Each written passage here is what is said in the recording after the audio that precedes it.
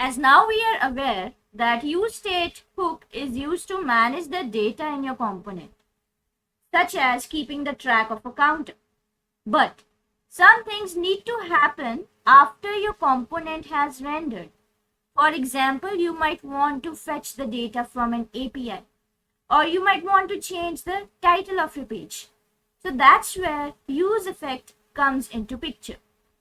So it lets you run your code at specific times, like when the component first shows up or when the data or the state changes. Now let's see what functionalities can be performed with the useEffect hook. So you might want to fetch data from APIs whenever the component loads. Also manually updating or interacting with the DOM after the rendering. Some side effects can be performed like handling tasks like logging, timers, and animations. You can add or clean up event listeners. You can update the state, like you might want to set up the internal state or change it. Generally, when we use the useEffect hook, we also use the useState hook alongside.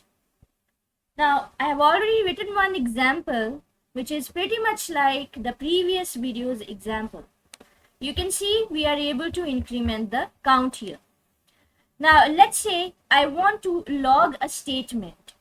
Let's say I want to log a statement that component has been mounted. So I'll be using useEffect hook. This function accepts two parameters. First parameter will be a callback that is required to do the task that you want to. Let's say I want to just log a statement that component has been mounted. We also have a second optional parameter, but that we will talk about it later in the video. So let's have a look on the browser. Now we are going to open the console. So you see that inside the console we get component has been mounted. So means that useEffect hook definitely runs when your component has been rendered for the very first time. But when you click on this increment button, what do you see is that every time the statement is being printed. It means that every time the state is changed, it will print the statement, because the useEffect hook also runs that time whenever the state changes. Now if you want to avoid this, now let's say we have a requirement that only when the component renders for the very first time, only that time the statement has to be printed, and not when I'm clicking on this button. So for this, you need to pass the second optional parameter, which is called as the dependency. Now actually this is a dependency array, which is the second argument. So the effect runs when the component mounts and whenever any of the dependencies change. So now if you're passing here an empty array, the effect will run only once, that is when the component mounts. Let's get back to the browser, reload.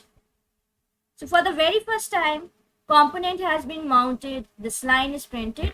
Now let's increment. You see that every time my state changed, now this time useEffect hook does not run.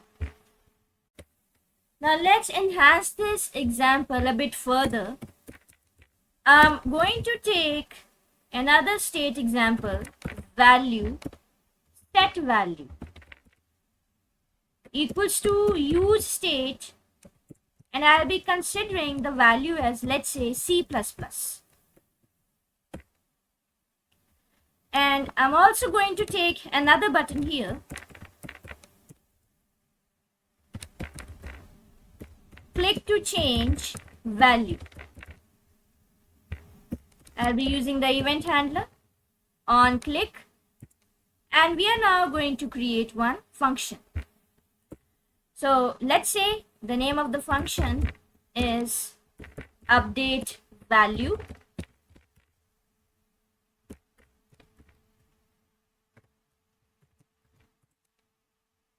Now I want that this value should be set to some other language, let's say Java.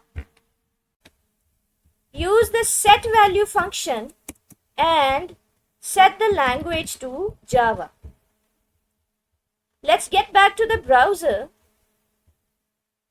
When you click on increment, you see that useEffect hook does not rerun. And when you click to change value, nothing happens here as well.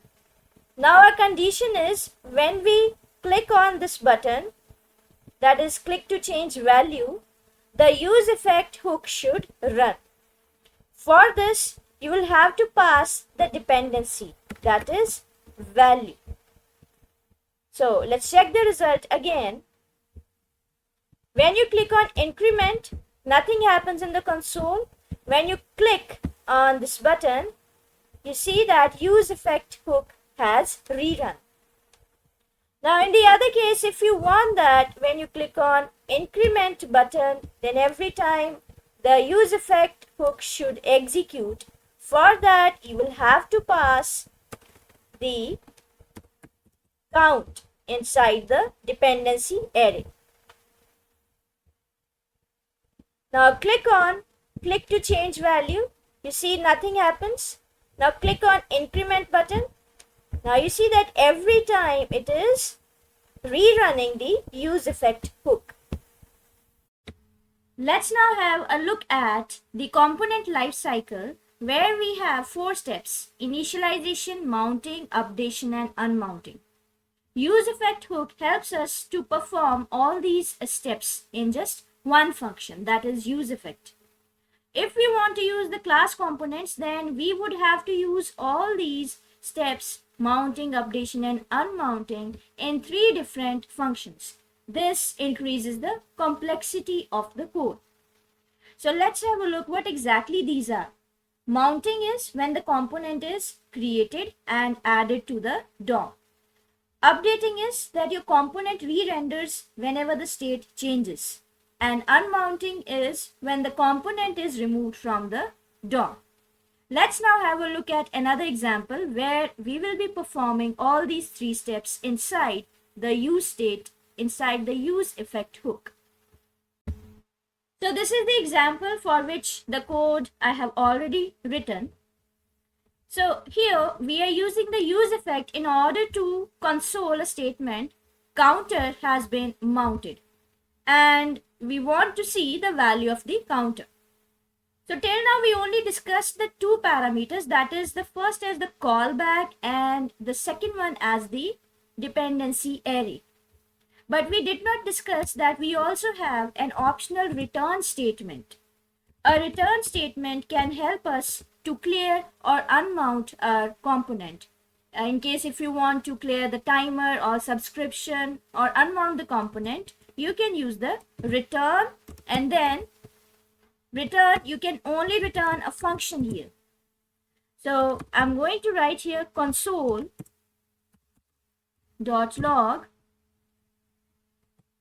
counter has been unmounted.